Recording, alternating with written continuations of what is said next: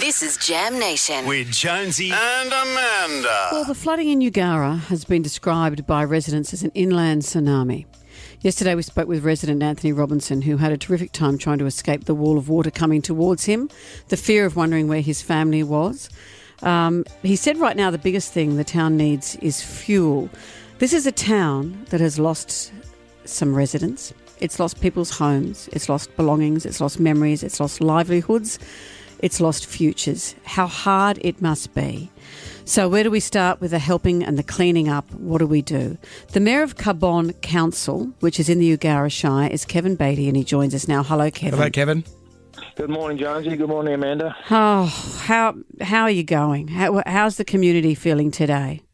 Yeah, look, the clean-up was well and truly underway yesterday in Canowra, in Eugowra, I should say. We've cleaned Canowra as well.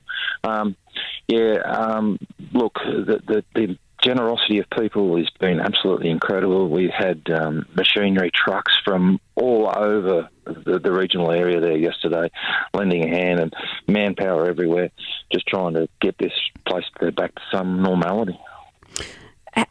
Where do we even begin? Has this town been wiped off the map? I mean, it seems incredible that you can survive this. Look, words cannot describe the destruction there. You mentioned inland tsunami.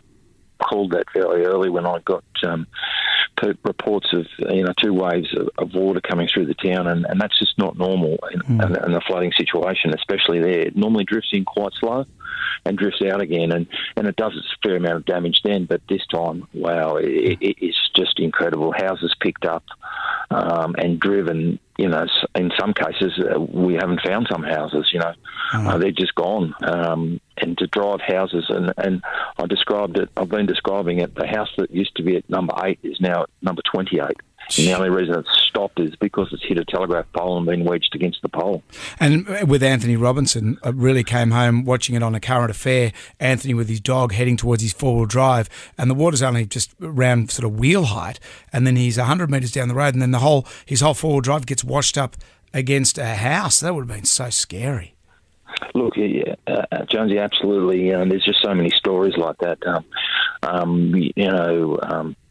An old lady I spoke to yesterday, 75 years of age, hanging from the door frame, waist deep in water, and was then eventually rescued by the helicopter. She's in there for over 2 hours. Oh, and this is a small community, Kevin, where everyone knows everyone. This must be heartbreaking that even if you're okay, your neighbour isn't. Exactly, Amanda.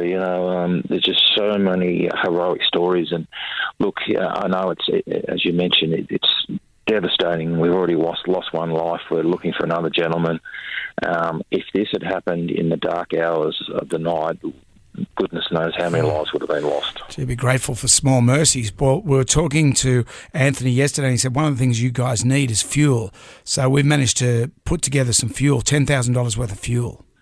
Wow, guys, that is fantastic. Yeah. That is a big issue at the moment out there, fuel, and that will go a long way to helping. So thank you so much. And we'll leave it up to you how you disperse that. But yeah, that's the least we could do on short notice.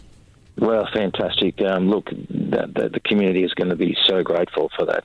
That fuel is an issue. The fuel station's gone, and the nearest fuel station is almost an hour away. So, yeah, that is fantastic. Well, I hope you're feeling the love from all of us all around Australia. Kevin. We are indeed.